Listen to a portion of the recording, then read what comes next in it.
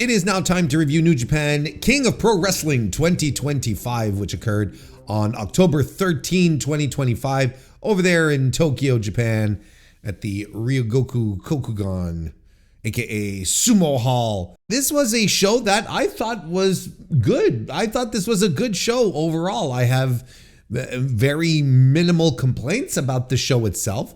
I even saw sparkles of things that reminded me why I love New Japan so much, but I also saw things where I'm like, well, this is part of the rut that New Japan needs to get itself out of, I should say. Excuse me.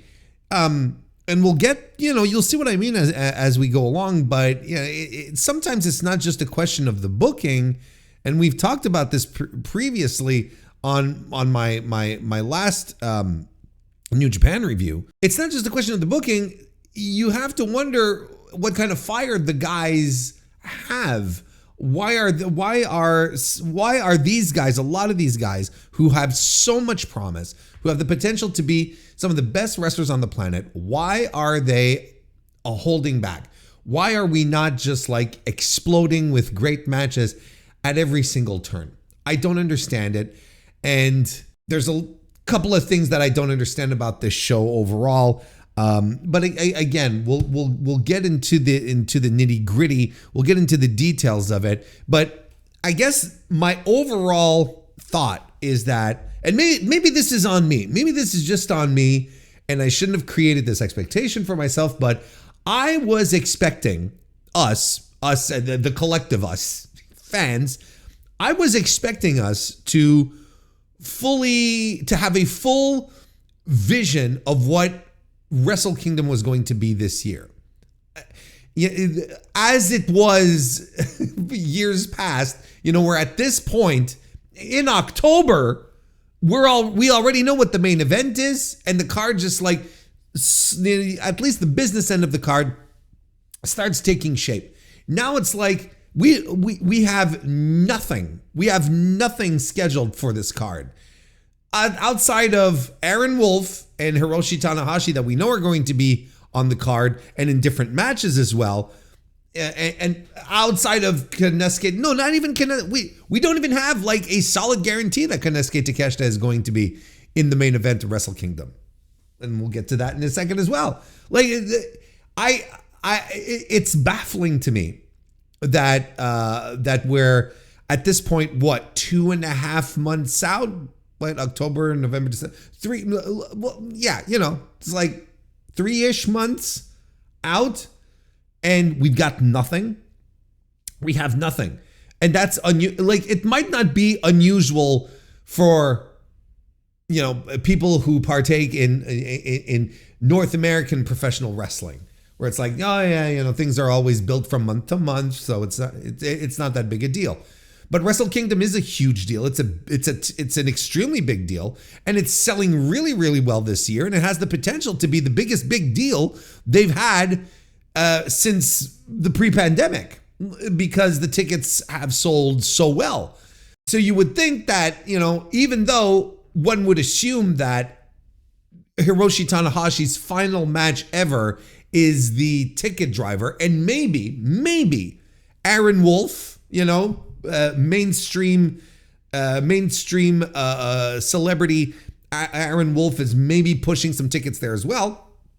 You'd think that they'd give us the main event, that we'd know on which way we're going, but no. Newly crowned IWGP World Heavyweight Champion Konosuke Takeshita is going to have a title defense in the meantime.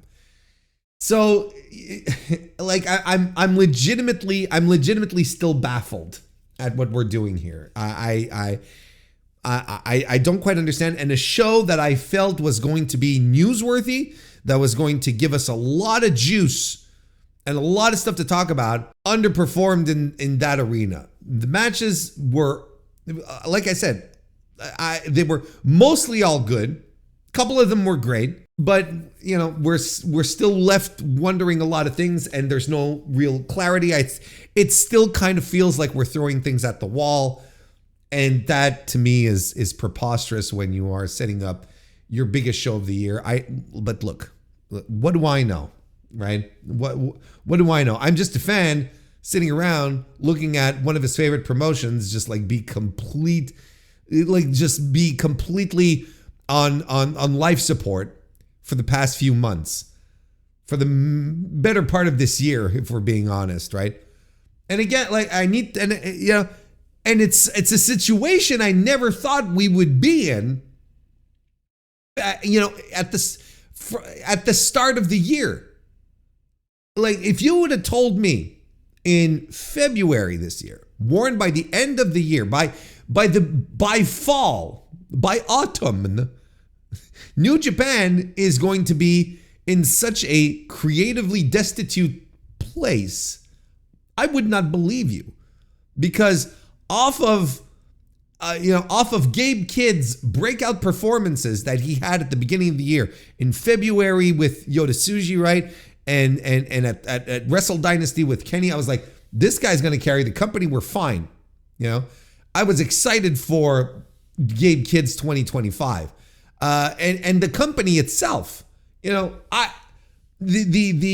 New Beginning show in February is still one of my favorite shows of the year. I thought that show was a blast, and I was slapping my hands together. I was pumping my fist. I was like, let's go. New Japan is back. We're out of the rut. We're cooking with gas now. But no, then a series of questionable decisions happened. The unrelenting desire to not let go of the past plagued the company the entire year. So this is where we're at. It brought us to this point here where, look, we come out of this with a fun show, a good show, but we still don't know. We still don't feel what the direction is. I don't see a vision. I don't feel the rudder. Look, let's just get on with it. But before we go any further, attendance, why don't we? 5,372 tickets reportedly sold for this New Japan show. Substantially lower than last year's attendance for the same show. Practically on the day, December 14, 2024, for King of Pro Wrestling last year. Same building in Tokyo, 6,211 tickets. And this was main evented by Zack Sabre Jr. defeating Tetsuya Naito to win the IWGP World Heavyweight Championship. A substantial drop, yet not quite, but a slight improvement over, let's say, 2023, when the show was still called Destruction, when this was the Destruction in Ryogoku. This one was main evented by the classic match of Sonata versus Evil in the lumberjack match. Yuck, hack, cough, vomit, puke. IWGP World Heavyweight Championship, of course, was on the line there. So that drew 5,002. So we're drawing a little bit better than in 2023. And then in 2022, I believe we're slightly out of the pandemic, though there's still restrictions and whatnot. I think this is still like the cheerless crowds, if I'm not mistaken. But in 2022, for Declaration of Power on October 10, 4,059 people. But again, this was still, we were still fresh in pandemic times. So, nonetheless, a good improvement over the past couple of years, although last year was a significant improvement. Now we've dropped down a little bit.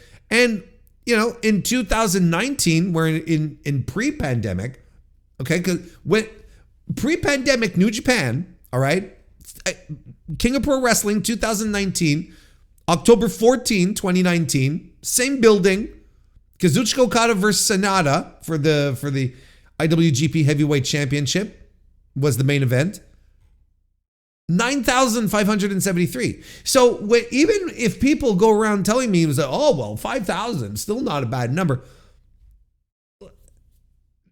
People seem to forget how great business was for New Japan before the pandemic. They seem to forget how great they had it back then. Like, I can't sit here, in good faith and tell you 5,372 tickets. That's good. I'd be dishonest. It's better. This is the barometer upon which we have to use these days. It's better than most wrestling promotions out there. It's in Japan. It's better than the vast majority of them. Maybe Stardom would do better. That's about it. But it's better than everyone else. But it's still not great. And again, like I like to remind you once in a while, the business of pro wrestling in Japan is different than in the United States, where in the United States, everything hinges now on media deals. Whereas in Japan, it's still very much attendance and sponsorships, but attendance is the main driver. So when we tell you New Japan is not in a good spot, and when we hear rumors about, some wrestlers being dissatisfied because they're getting pay cuts, because they're not getting raises, because they want to move on to the heavyweight division out of the junior division, but New Japan doesn't want to because they can't afford another heavyweight salary. It's for reasons like this. It's because we're not putting 9,000 plus again in Sumo Hall. We're putting half the capacity of the building. We're seating half of the capacity of the building. Do you see what I mean? And these typically, Sumo Hall is not it's a regular stop for New Japan. They should be able to draw big crowds, but this is the state we're in, and we've talked about the reasons, the reasons and the analysis as to why New Japan got to this place, and that's not what we're going to be doing today. We're not going to beat that dead horse. We're going to talk about this show. We're going to get into the show now. We're here for a review. Let's do a review. And I think what we're going to do is start from the top and work our way. Start from the main event, just to be clear, and work all the way back down. I'm feeling that I feel is the best way to go about it, so as to not bury the lead, which is Konosuke Takeshita defeating Zack Sabre Jr. to become the new IWGP World Heavyweight Champion in a good match, like a very, very good match. I thought, how did I rate the match? I don't even remember. I gave it 4.25 stars. I thought it was a tremendous match. I thought it was really good, great even. There was some incredible sequences in this match, I especially liked I especially liked Takeshita doing the bastard driver on Zack, but then holding on and then just wheelbarrow Germans Zack over his head. I thought that was phenomenal. And look, they got the crowd into it.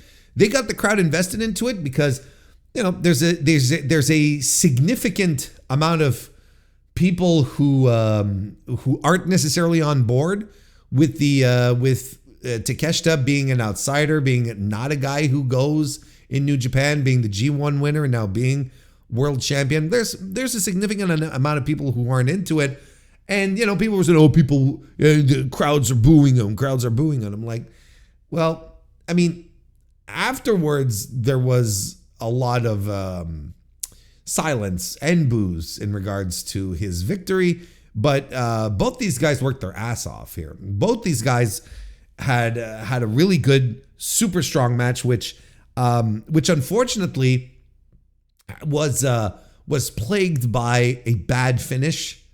I didn't like the finish, and look, me. A lot of the times, I like myself a flash finish. I like an out of nowhere conclusion to a match where it's like, oh shit! Like if you weren't paying attention, it's just like, boop, you're done. Because where the Takeshita hit a poison Rana and a running knee strike, and then hit another running knee strike, and he covers Zack Sabre Jr. and that does it. That gets the win.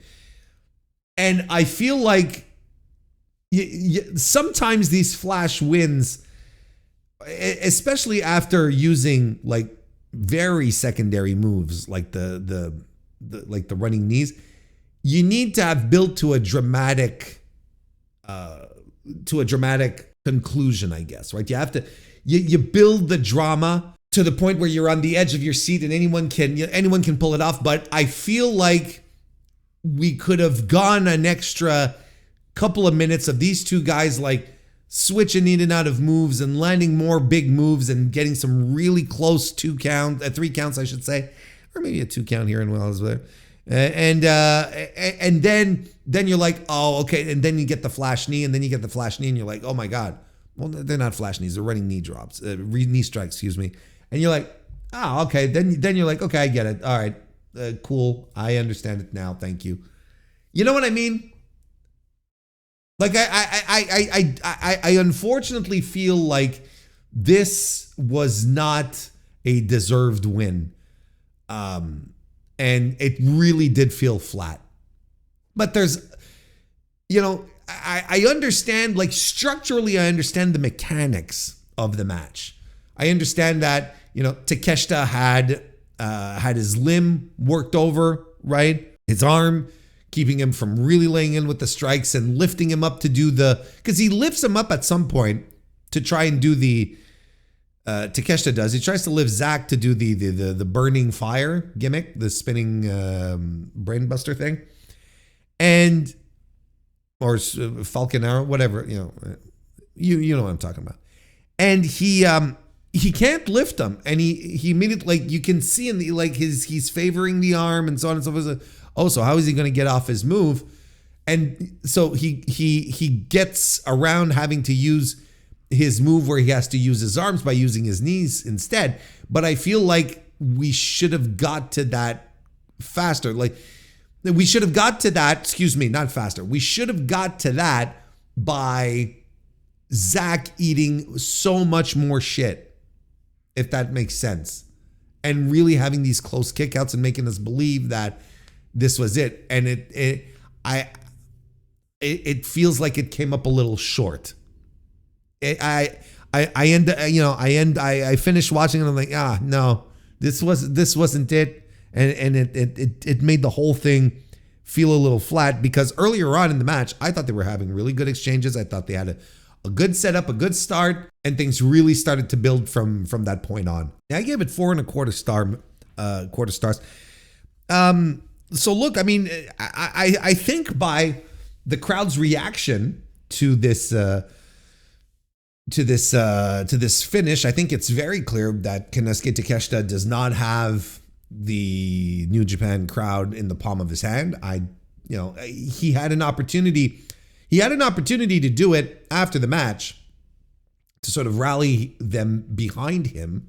I don't know, like outside of the translation that Chris Charlton was providing, I don't know if he was successful in that because I can't speak Japanese. I don't know. Like, I feel like it would take some kind of very adept promo guy to be able to turn the tides of audience perception with one promo. Like, you'd have to be someone really special. And I don't know how he promos in Japanese. I don't know if he stinks. Like, is he a John Moxley or is he a Brian Pillman Jr.? You know what I mean?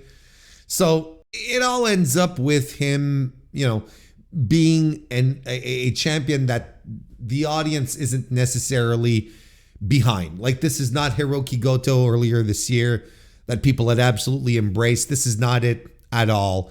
This is a guy that, they weren't even quite sure how to position him. I think he was trying to do a tweener thing as well.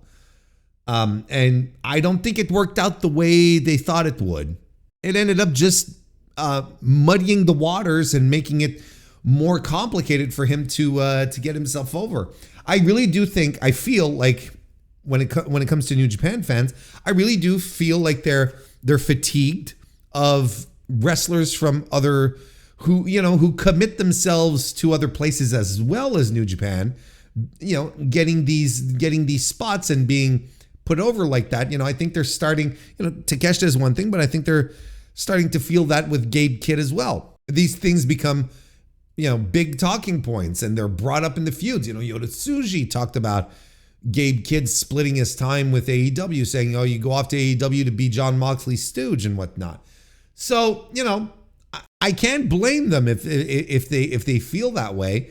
But then it would absolutely behoove the booking committee to figure out solutions so creatively so that kind of stuff wouldn't happen.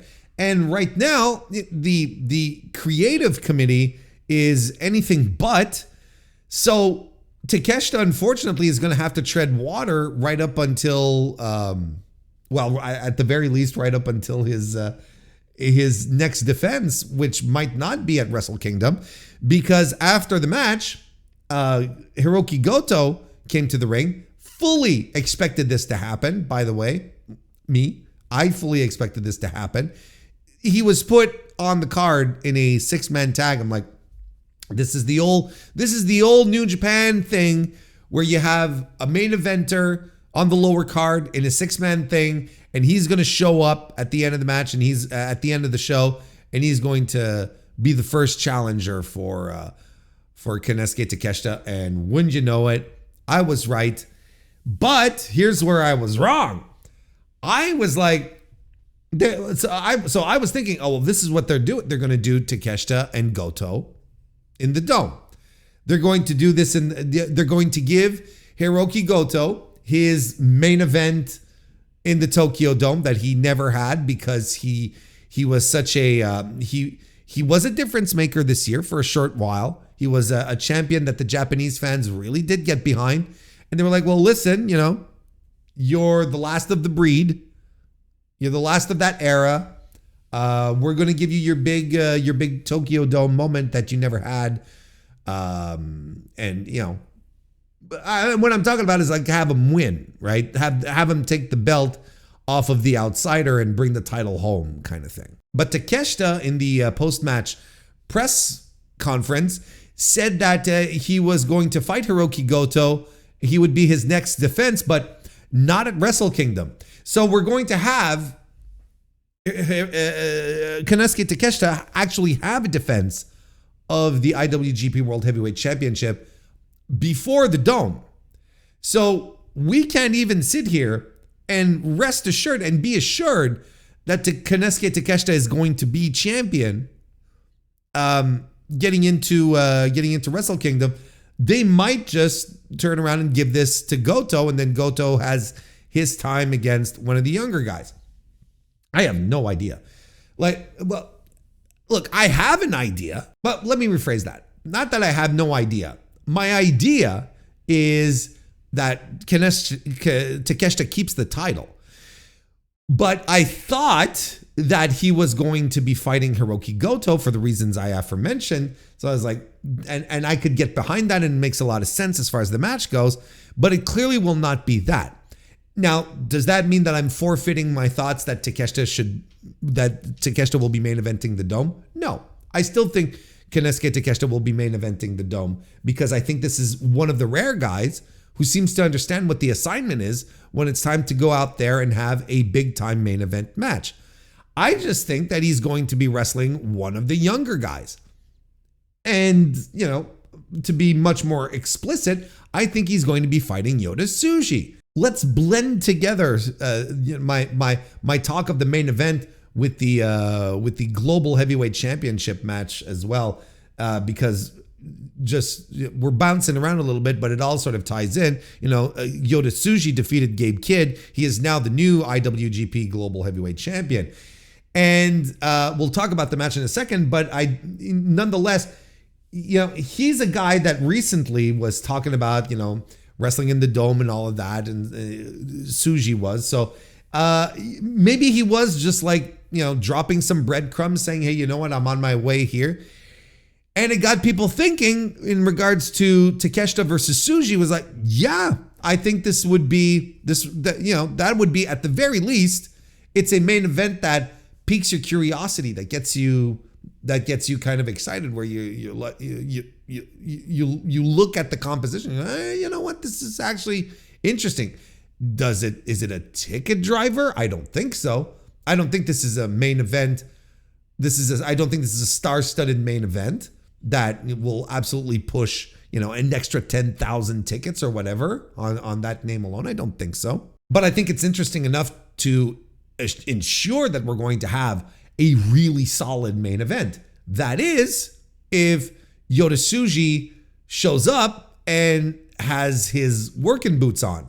Because, as many viewers and listeners probably know by now, in regards to my thoughts for Yota Tsuji, for a long time, I was thinking to myself, I think Yota Tsuji just might end up being a vibes guy. I think he might just end up being a guy who's going to look good. He's going to have an aura about him, and he's going to come in. He's going to do his moves, his set of moves, and he's going to go home, kind of thing.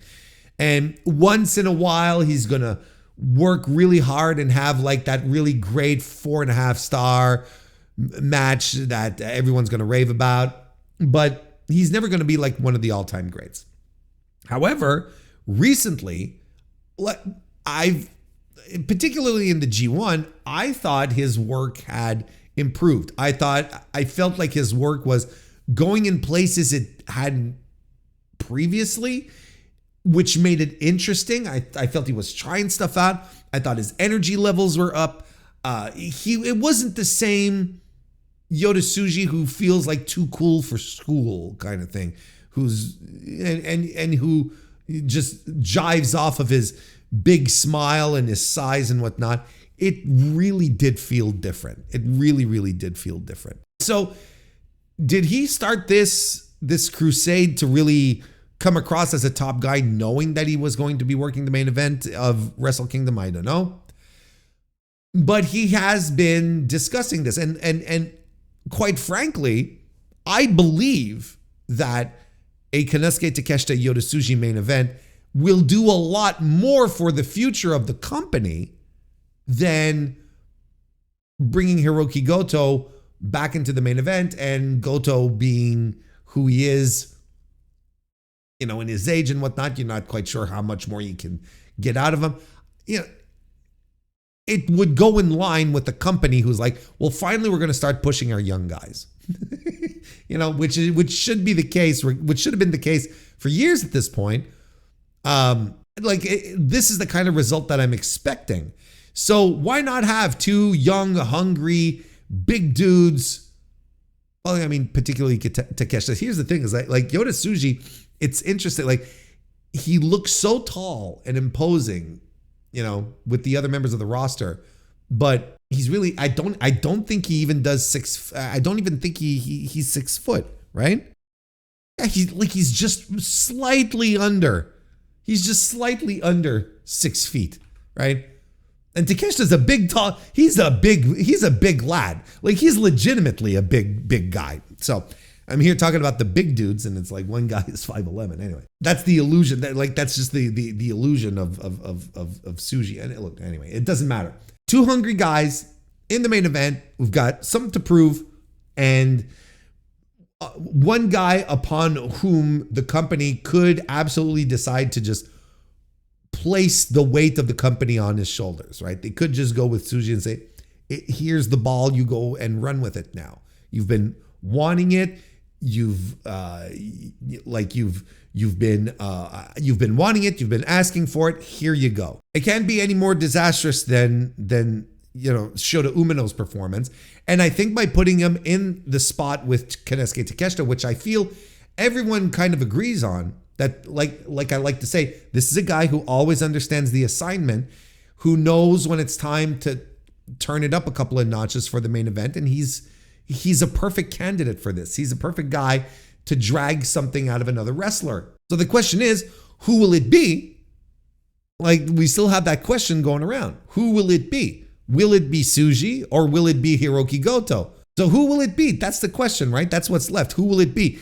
I feel like the only thing that seems to make sense, that is 100% for sure, is that Yota Tsuji is going to be the guy challenging in the main event at the Tokyo Dome for Wrestle Kingdom in January. But you can absolutely make a compelling case for Hiroki Goto to win the title off of Takeshita and then be in the main event, and then it turns into a passing of the torch type of situation, like the last of the new era, of the old era, passing the torch to the guy who clearly was anointed to drive the new generation forward. But you know, it would make more sense for it to be Takeshita, but with this company, I just don't know. I don't know with this company anymore. My last thought on this subject goes a little something like this. I had told you all before the G1 started that this was going to be a tremendous back end of the year for Konosuke Takeshita. And I don't think it's finished yet. I don't think it's done yet. He has his issues with Kazuchika Okada that are simmering, that are bubbling over, right? Tony Khan likes Takeshita a lot. New Japan obviously likes Takeshita a lot. I don't think it's done. I would not be surprised if Takeshita holds on to the IWGP World Championship until the very end of the year, all the way to World's End over in AEW, where he meets Kazuchika Okada in the finals of the Continental Classic, which seems to be something in the making right now. I think they're absolutely simmering this feud, right? And I think this is where it's going to be blown off. And then he's the guy who gets a clean win over Okada, wins the unified title, and he has, along with the IWGP World Heavyweight Championship, which then he can drop 5 or 6 days later to Yota Tsuji, which would also be fine. Look, this is just speculation, but I told you guys, and you should listen to me. I don't know why you don't listen to me more. You go off and you do your willy-nilly things, and you have all your thoughts and stuff, and I'm sitting here and I'm telling you, this guy, I told you in fucking May, June, that Konosuke Takeshita was going to have a great back half of the year. No one listens to me. But listen to me here. I don't think that Takeshita's good fortunes are over just yet. I don't think they've hit the wall. I don't think we've hit the ceiling. How about that? The ceiling is better. I think the ceiling is we still got a little ways to go. We've still got some footage, that we can build up on. But then I also hear the squeals. But Warren, he's already the global heavyweight champion now. Do you think he's going to drop the title in the meantime? Not if he's going to be challenging. Not if he's going to be challenging for the world championship. He's not going to be dropping the global title. He's been dropping hints and talking about unification of titles and bringing back the old IWGP heavyweight championship, right?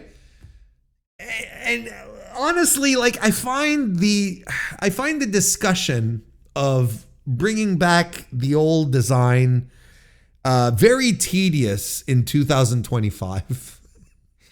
When they released it, 4 years ago at this point? Sure, I was into it. I was about it. I was all about it. I don't necessarily have many hangups when it comes to titles. I'm like, it's pretty or it's ugly. And those are the extent of my thoughts.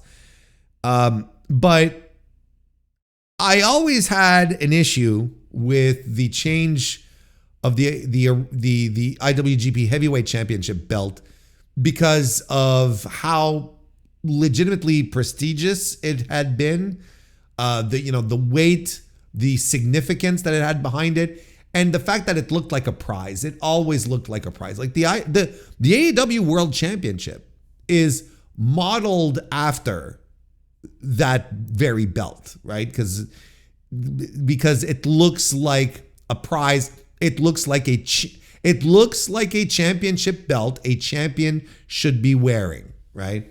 As opposed to WWE with their plastic looking, easy to manufacture things that they have.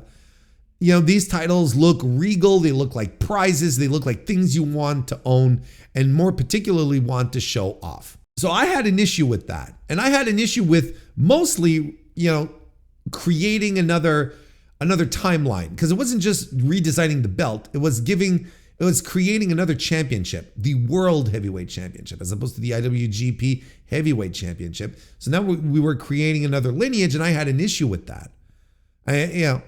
But I've made my peace with that. It's been 4 years. When do you see me going to the barricades screaming for the return of the IWGP Heavyweight Championship. That's not me. I don't do that.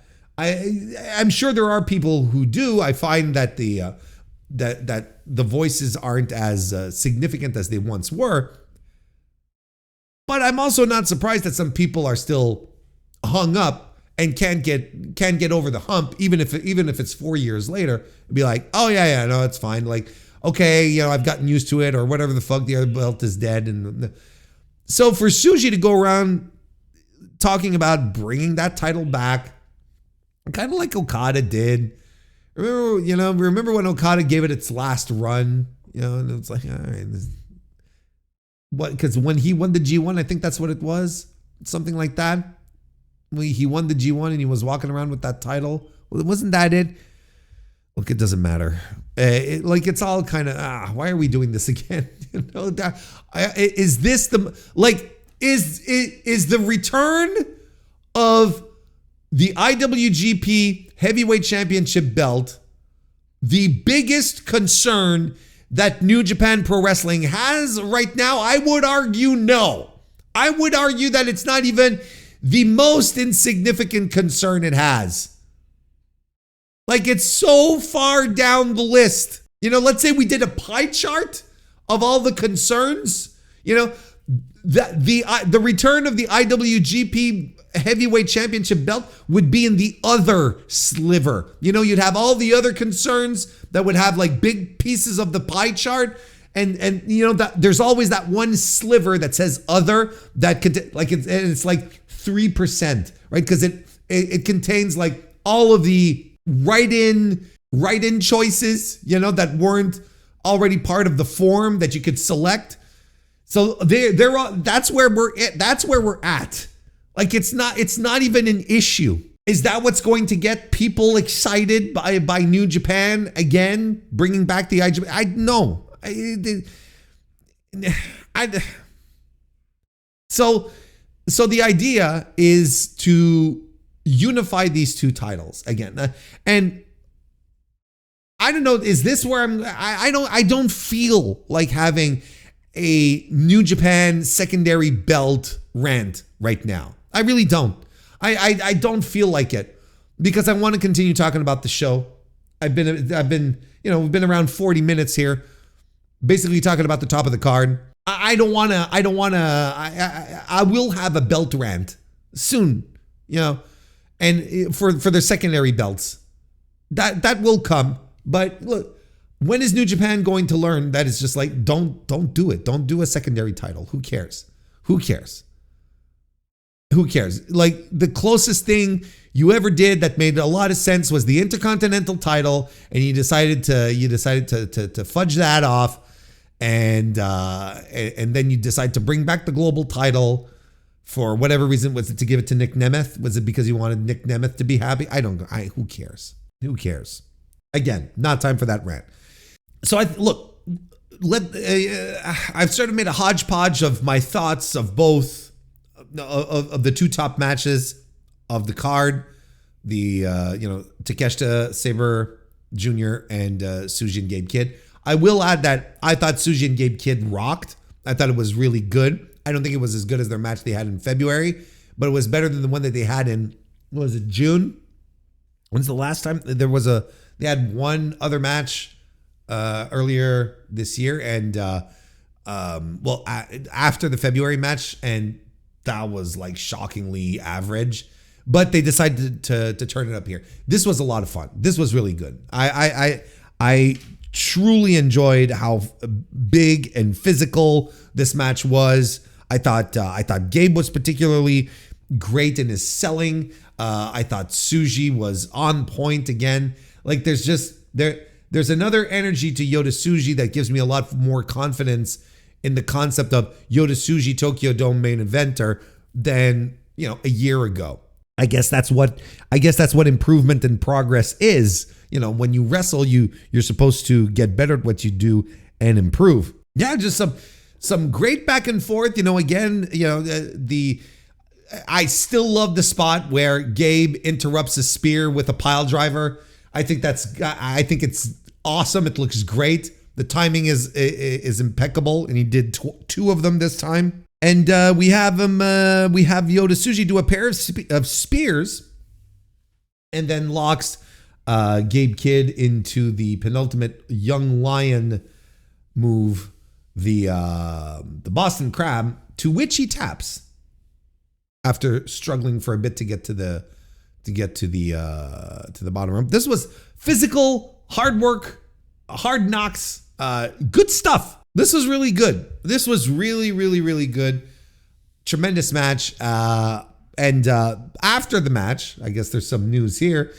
Tsuji and Kid like shake and hug it out, and then the War Dogs show up, and then the unaffiliated, the former Los Ingobernables de Japón, right? Everyone not Tetsuya Naito. They all come into the ring, and they all just like hug it out, and they're friends now, and they shake hands, and everyone's having a nice time. Look, I gotta tell you, a moment of unity, of respect. I don't hate it. It's refreshing. It's kind of refreshing. I don't dislike this idea that we're able to move past stuff. Bygones are bygones. I don't hate it. I just wonder, look, clearly there's a plan for certain members of the War Dogs to be clearly positioned as baby faces. And I'm thinking Gabe Kidd. I wouldn't be surprised. Look, I would not be surprised if early next year there's a big shakeup in the units. I wouldn't be surprised. Is this a guarantee? No. Because, it's something where I'm like, oh, they could do this. And then New Japan turns around and they never address, like they never do it. They might hint at stuff, but it never happens, kind of thing. So, is it a shoe-in that we're going to have like a shakeup? No, I wouldn't say that, but it's a good, solid gut feeling on my part that we might just see things, get shuffled around a little bit. Maybe this is laying the foundations. Anyway, moving on. The Knockout Brothers defeated Yuya Uemura and Shota Umino in what I believe is my match of the night. I gave a lot of 4.25 stars here to all of the business end of this card here. The three top matches all got 4.25 star, but I like the match. I love the match, but not enough to go full 4.5. So, it's like, maybe it'd be a 4.25 plus if we're being pedantic. I just like this match better out of the three that I reviewed and starred at 4.25. This was tremendous.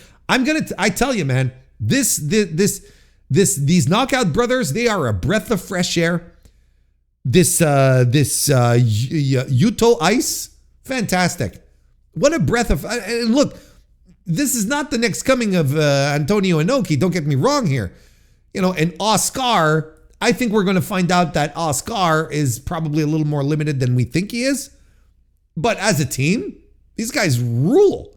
This is tremendous. A big first title defense against two guys of the new breed, right? The new era.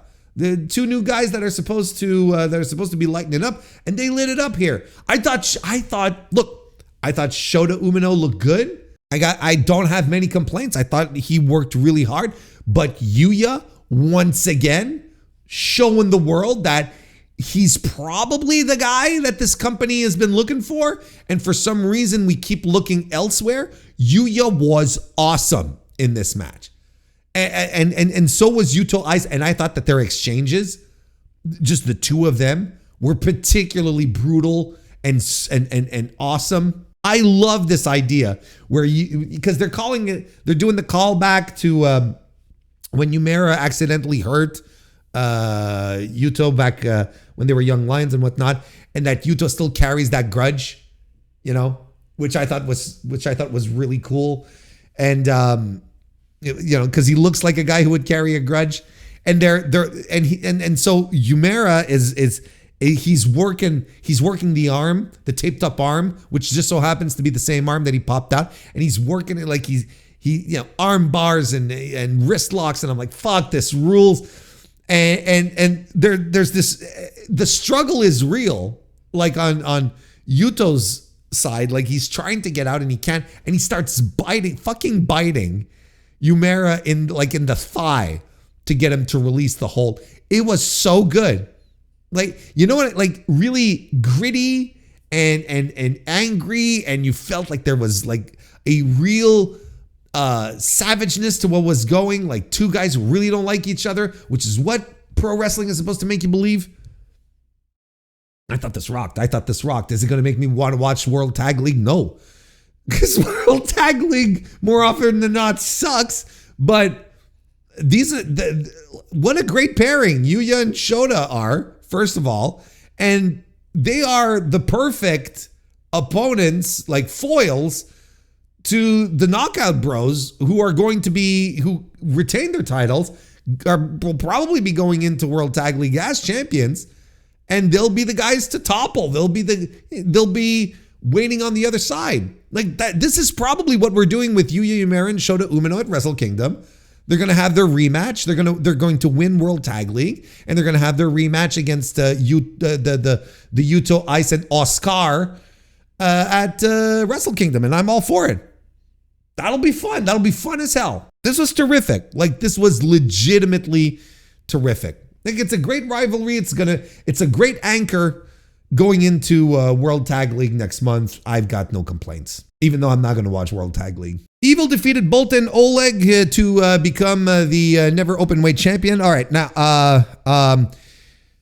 look, I'm going to skip over the match. I don't have many thoughts about the match other than it was shit. It was shit. It was exactly the shit that you think it was. You know, the parade of clowns, you know, coming in with their goofy toys.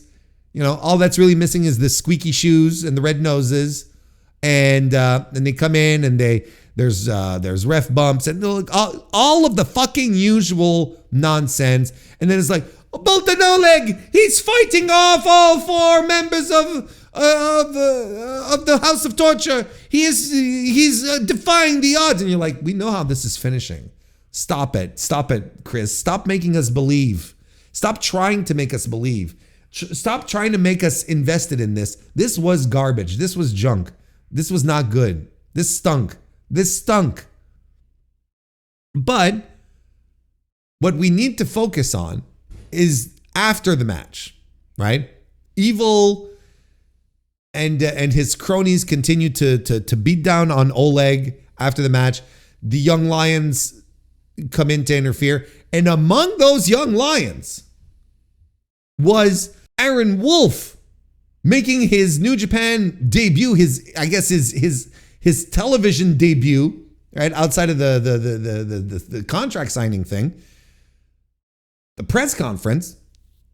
He was there, and he basically judo through a couple of the House of Torture guys. I don't know who, like probably Kanemaru, and I don't know. And then Evil confronts him. They don't come to blows, and Aaron Wolf is just standing there, and he's staring him down. And we are going like, so, and basically the House of Torture back off, which is weird.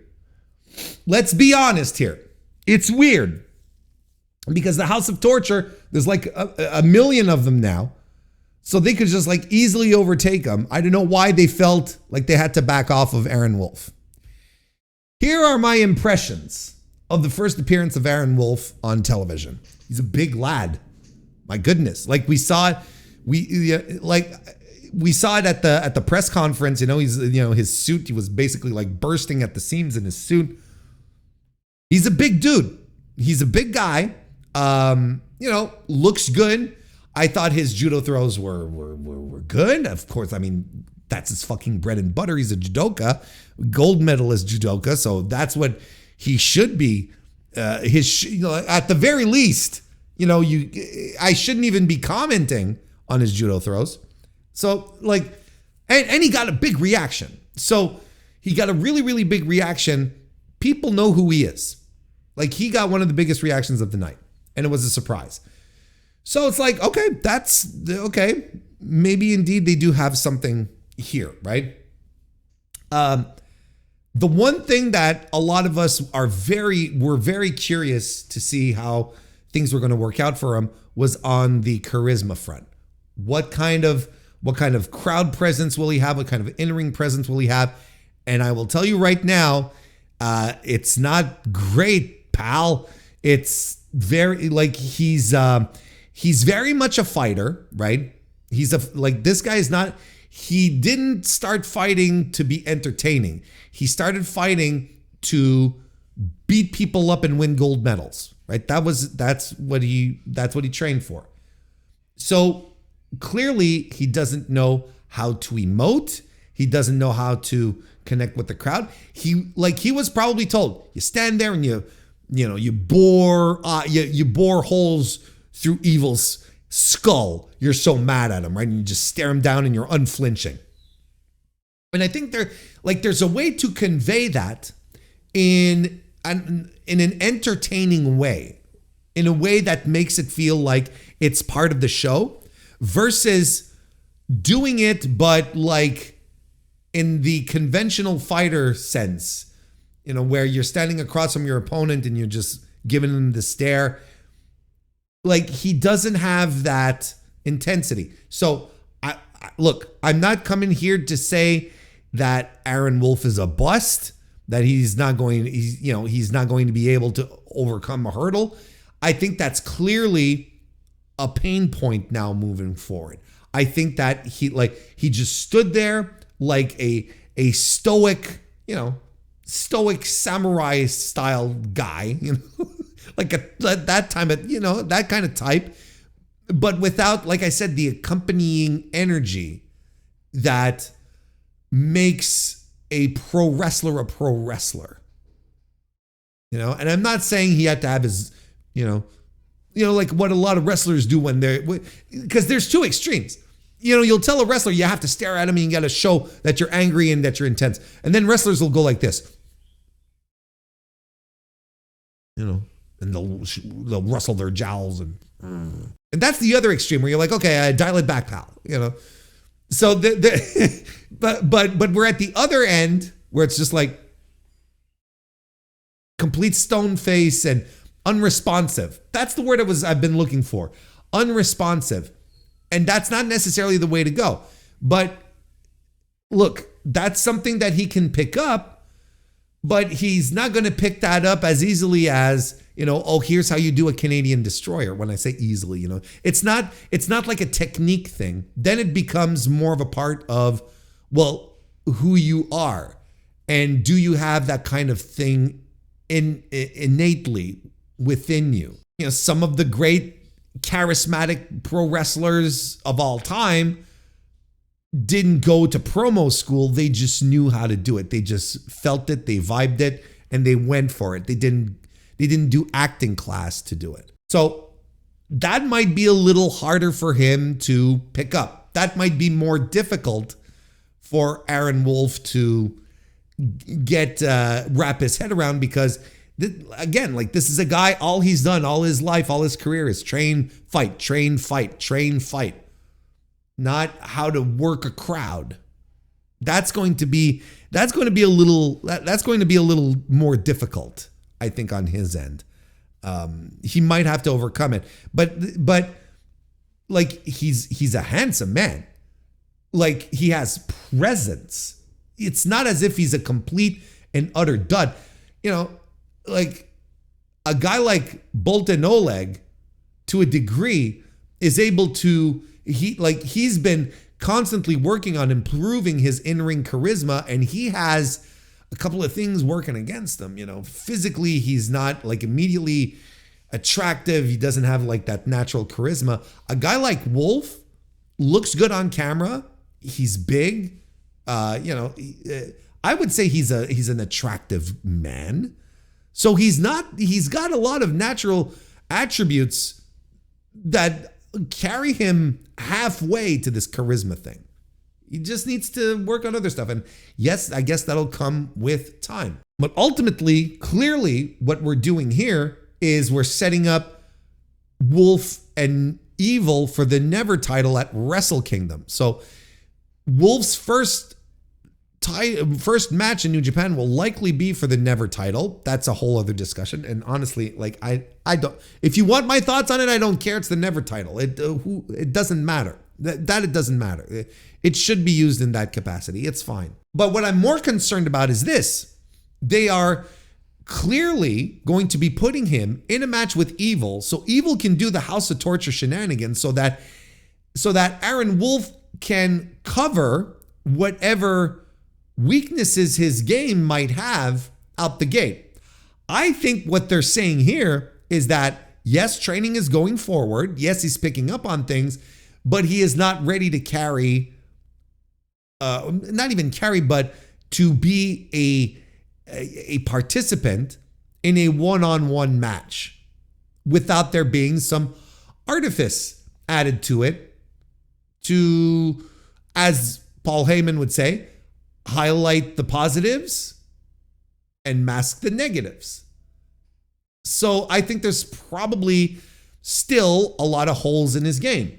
And I think that is to be expected. This is not necessarily a knock. Not saying, oh, mistake, New Japan blew it. No, I think it's actually very, it's actually very sane to see it this way. What is insane is to throw him to the wolves, pun not intended, by having him have his very first match on Wrestle Kingdom. Like that's bonkers. You know, all of us were saying, at least anyone with the brain, we were saying that unless he's picking it up like Kurt Angle did, you know, maybe he'll pick it up like Kurt Angle did. They're going to have to keep it short. They're going to have to try and find a way to make him look good. And that's clearly what they're doing here. That's clearly what they're doing with this Wrestle Kingdom, with this potential Wrestle Kingdom match. I mean, I think it's pretty clear this is where we're heading. He's going to get into the ring with, you know, Evil as the top heel. Everyone hates Evil. And he's going to come in there and he's going to beat him up. And it might be a 5-minute match where Aaron Wolf just beats the bejesus out of Evil and no harm, no foul. Because, you know, Evil is not the guy you're throwing your weight behind. He's not a guy that you're going to be like, this is going to be a top guy for the company. We need to protect him. It's Evil. Who cares? You know, he's just big enough to, you know, he's a big enough heel to be for it to be a significant win for him. And that's it. And Evil's going to do everything in his power to make this guy look good.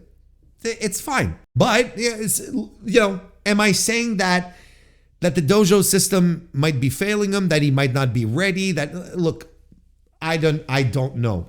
I don't know what his progress is like. I don't think you should judge his progress on judo throws, which he's been doing his entire career. There's a lot still to come. You know, pro wrestling is a lot of components. From what I understand, he's taking it very seriously. That's the one thing that I have heard, is that he's taking it very seriously. He's not fucking around.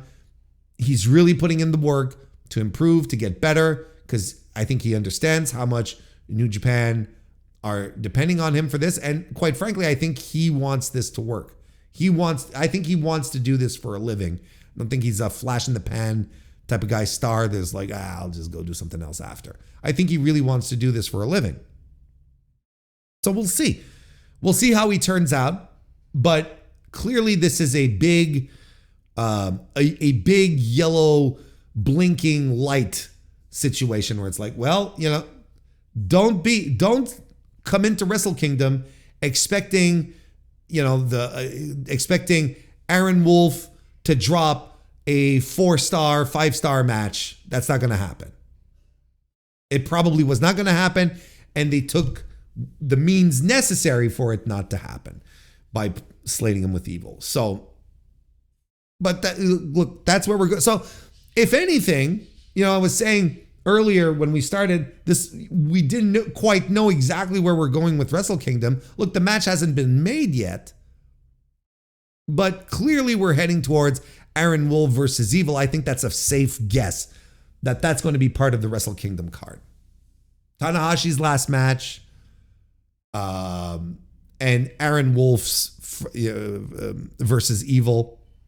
I think that's clearly what's happening. Of course, we're going to get the World Championship match, which Yota Tsuji is going to be involved, but who's going to be the champion, I don't know.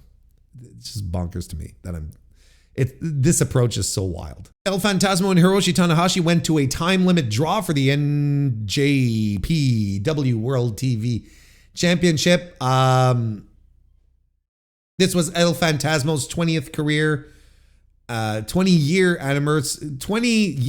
anniversary match. I'll get through it. Facing Tanahashi. This was fine. Like, you know, it was all right. And it ended with both guys just running out of time as ELP is mounting the big comeback. He's he's landing the CR2, the Thunder Kiss 86, and he's got Tana in the cloverleaf with 10 seconds to go, but Tanahashi is not that. I think it's a very poor strategy to do submission moves when you're less than 10 seconds to the end of your time limit. Wrestlers, I think it's a very poor strat overall.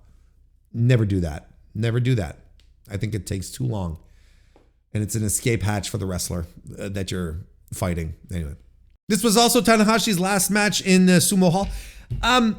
The thing that baffles me, quite frankly, is that we still don't know who Tanahashi's opponent was going to be. And I was convinced that we were going to come out of this show and that was going to be the big news. That was going to be the big talking point. Hiroshi Tanahashi's final opponent is X, and it didn't happen. And I am befuddled. I'm still floored because you had the opportunity here to add more tickets to the amount that you've already sold, just off the back of this match being Tanahashi's last match ever.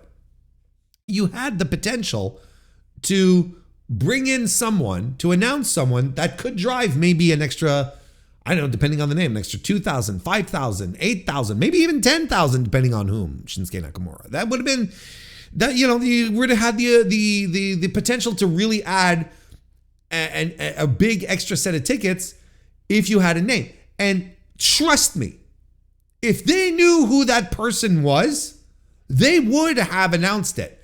They are not trying to be cute here. I am convinced, gut feeling, your boy's gut, but I am convinced that they don't have an opponent for Hiroshi Tanahashi yet. I am convinced this is the situation we're in. I'm at a point where I'm thinking Tetsuya Naito's going to show up and challenge him for the last match. This is where I am right now. Because it seems like my other option, Shinsuke Nakamura, would not be feasible. I don't think it's going to be realistic, which is a goddamn shame. Or they're waiting until a contract situation winds up, which is, you know, risky to say the least. But nevertheless, I think it's baffling that at this point we still do not know who Tanahashi's final opponent is. And now he's been announced for World Tag League. And I don't understand. Again, I don't understand. Well, he hasn't been announced, but they've been hinting, like Phantasmo hinted, like in the post-match comments, hinted that he and Tanahashi could be a duo for World Tag League. And again, I don't understand it. I don't get it. It's not as if Tanahashi's final G1 was this huge draw every night that he was on during the entirety of the tournament, because it was not. It didn't create like this substantial uptick in ticket sales. And, you know, a lot of the G1 was very disappointing as far as sales go. It's so baffling It's so baffling. So it's not as if him being in World Tag League, Hiroshi Tanahashi's final World Tag League, like who cares? Like everyone now has their tickets for the Dome to see the really significant final match of Hiroshi Tanahashi's career. And we still don't know who he's fighting. And I think that's preposterous. I think it's preposterous. I think they don't have anyone. If they had someone, they would be crowing. But they want something big. They want someone big, and they cannot land the people they want. And at this point, it's probably going to be Naito. No, it's not going to be Okada. For those of you who are wondering. Look, Okada would be a shock. That's all. Never say never in pro wrestling, right? Because look, there's all sorts of circumstances that a certain thing can happen or whatever. But I don't expect Kazuchika Okada to show up in New Japan in any time soon. I think folks don't realize how acrimonious his departure was. I think everyone wanted to paint it as something as like, oh, well, everyone was happy and gleeful about it and everything was cool and, best of luck. And I think that's the appearance that they wanted to give. But in reality, Okada left a little upset. It felt, was a little bitter. And I think that's one of the reasons why some guys backstage were very clear about how they felt about it when he left as well, or in the process of leaving. I don't expect him anytime soon. But again, like your back's up against the wall. What are you gonna do? You're gonna call your you could call your former top guy who has an intrinsically woven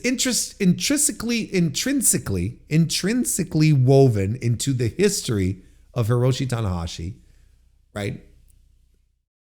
And you could call him up and beg him to come and give him whatever he needs for him to, you could do that. You know what I'm saying? And the other guy could go, well, okay, these are all, you have accepted all of my outrageous terms. I will do the thing. No, we'll see. Like, I'm not saying that it's not going to happen. But I'm not a betting man. And but if I were, I wouldn't be betting on that. That's for sure. Not on Okada. So I don't know. I don't know what's going to happen. And there you go. Befuddled. Bishamon and Yo defeated Ryohei Oiwa, Hartley Jackson, and Kosei Fujita of TDMK. Yes, I don't know. 3 stars? That's fine. Like, I have very little thoughts. It's just a nice little way to get Hiroki Goto back in the ring. He does his finisher with his tag team finisher with Yoshihashi, and then does the GTR on Hartley Jackson, I believe. Yeah, for the win.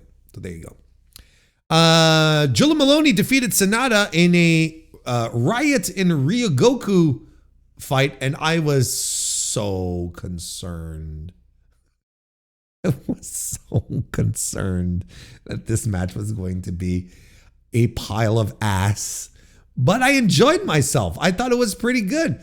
You know what? There was less House of Torture interference in this no DQ match than there was in an official match later on in the evening, the Evil versus Bolt and Oleg match. You'd swear that was the match that was no DQ. I thought this was, first of all, we got to talk about, the second snake. There's 2 Sonatas, right? Just like there's 2 snakes. There's Solid Snake, there's Liquid Snake. Now there's, Solid Sonata and Liquid Sonata, and somehow that sounds worse. Yeah, I was completely, they got me coming out with the mirror ball costume, and I'm like, this fucking guy. And then they do the audience thing, and I'm like, wait, what? Is this one of the? Does he have a twin? Is he like? Has New Japan just started hiring guys who have twins? Is this what we're doing now? Yeah, I mean, this one got bloody. Both guys ran the razor on this one. Sanada, not that much of a bleeder, but I appreciate the effort, and he got some in his blonde hair, which I thought was pretty cool. But Maloney, holy fuck. Wow. That was, he was bathed. That was awesome. That honestly, the blood added quite a bit. But you could also tell, a guy like Sanada, not used to these matches. How many times has Sanada been in a street fight, a death match type thing? Never, right? Or very seldom. Maloney's been around the block. He's done the UK Indies. Yeah, all right. He's done all sorts of these matches, but yeah, this was fantastic. I don't know, chaotic and not an overuse of goofy weapons. There were no kendo sticks. There was the table spots, which were pretty cool. But I thought it was just nice, brutal, rugged. I thought it was good. I enjoyed it. I thought both guys were into it. Like I said, the House of Torture did interfere, but Clark Connors comes to save his partner and throws a tire at them because he has his tire and whatever the fuck. And Joe Maloney wins when he does El Kabong's Sanada with his guitar, and then hits the Drilla Killa for the win. The only thing that I thought was really obnoxious in this match is that there was a ref bump. I was like, why do we have a ref bump? Well, it was because it was to allow the initial visual pin of Drilla Maloney landing the Drilla Killa on Sanada, but no one was there to count because there's no point in ref bumps. It's no DQ. Who cares, right? I'm still a little annoyed by it, but not that much. 3.5 stars. This was so much better than I thought. This is the match that over delivered for me on this night of Kings of Pro Wrestling. I thought, just completely over delivered. The War Dogs team of David Finlay, Teiji Ishimori, and Clark Connors defeated Shingo Takagi, Hiromu Takahashi, and Titan of the unaffiliated group. Fun match, super fun match, super fun. Like the LIJ multi-man tags of old. That's what this was. And I thought Titan looked particularly brilliant. I thought he was great in this match. It was so much fun. It was just a lot of fun. Great, really fun pace. Got the crowd, kept the crowd into it because the crowd also had a great opener. But I have 3.5 stars on this one. Super fun. Super fun. And then the show opened. What a curtain jerker. IWGP Women's Championship on the line. And Shuri defeated Sari to become the new Women's Champion of the IWGP. Look, did I expect them to go as hard as they did?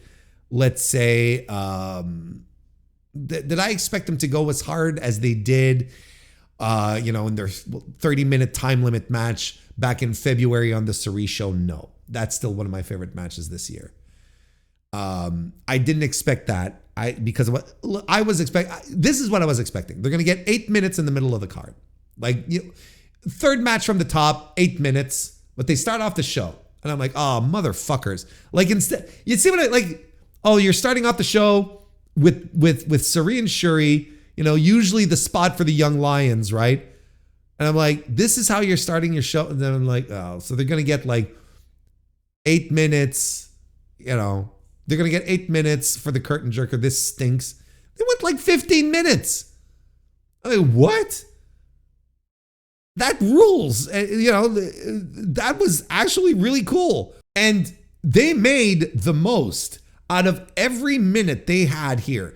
And I find every IWGP women's match that New Japan has put on these mainline shows, all the women, every time, make the most of out of the short amount of time that they're given. They know they're not going to get 20, 25 plus minutes, you know, but they make sure that every second counts. This match was stiff and brutal. It might not have hit the heights of these two, their best matches, but it was pretty sweet nonetheless. You know, I actually like this match better than the one they had in Stardom, which felt a lot more Stardom style. And I like Stardom, don't get me wrong, but it felt more like catered to the Stardom audience, as opposed to when they did it at the Cerise show and this one here, where it's like, no, listen, we're not going to do Stardom style here. We're going to beat the piss out of each other, because this is what both of these women are great at. You know, Shuri just being a legitimate badass ass kicker. She's not a bad ass kicker. She's a badass anyway. And Cerise, like commentary put over, you know, she just wants to prove to everyone that she is the strongest, which is exactly her thing. Like, there's no one better than her. And that was phenomenal. What a good fucking match this was. And they're just dropping each other. You know, Cerise is just dropping Shuri on her head towards the latter parts of the match. You know, she's just dropping her with these drivers and whatnot. And when they're striking each other, holy shit, like they are going in hard. It's phenomenal. It was a great hard-hitting, kick-ass match to open things up. I give it 4 stars. It was really, really good. You know, I guess my main critique is I could have done with less grappling at the start. You know, I understand, you know, you're feeling out and you're warming up the crowd and I understand what it's for. Could have just gotten a little less of it, I guess. That's my main critique. But I mean, once this started cooking, this was tremendous. And now Shuri is champion again. There have been rumors going around that Cerise is kind of done with Stardom, like she wants to move on from Stardom. And you know, she showed up on American TV not that long ago. So, you know, there's a lot of ears perking up, a lot of people going, oh, does this mean that Shuri's going to give the old American TV another try? Honestly, I don't know. I think, is this the indicator of something? Maybe it could lead. We could be leading to something here. We could be leading to something in regards to Cerise's career. We could be leading to something. I couldn't tell you what exactly, but and then I think of that and I'm like, man, we had Shuri for a stint in AEW. We had her. We could have had her if she hadn't been forced to do the elbow surgery. Man, she could have been in AEW for over the summer kind of thing, and that pissed me off. I was like, shit, that would have ruled. Shuri's one of my all-time favorite Joshi. She's tremendous. But yeah, look, we'll see what happens with Shuri. Might just be, you know, just nonsense speculation. She might be, you know, I mean, she's a good candidate to be up there challenging Saya Kamitani at Queendom, because it's not going to be Momo, because Sari and Momo who won the 5-star Grand Prix, they're settling that in a couple of weeks, right? Something to that effect. It's not going to be at Queendom. So who else if it's not Momo? Might be Sari. I don't know. Just throwing that out there. We'll see how it all comes together. Then again, you kind of want a really solid baby face to face Saya at Queendom. And Sari's not a baby face in Stardom. She kind of thinks everyone stinks. You know, that's her thing. She kind of thinks everyone is the worst. And here's hoping that this review was not the worst. We're going to wrap it up. That's my review of the King of Pro Wrestling 2025 from New Japan. Like I said, good show overall. I enjoyed it. Thought it was a lot of fun. Just looking at the ratings over on Cage Match right now to wrap this up as of Monday afternoon. The main event is grossly overrated at a 9.46, 71 votes. That's insane, people. That's just crazy. Way too high.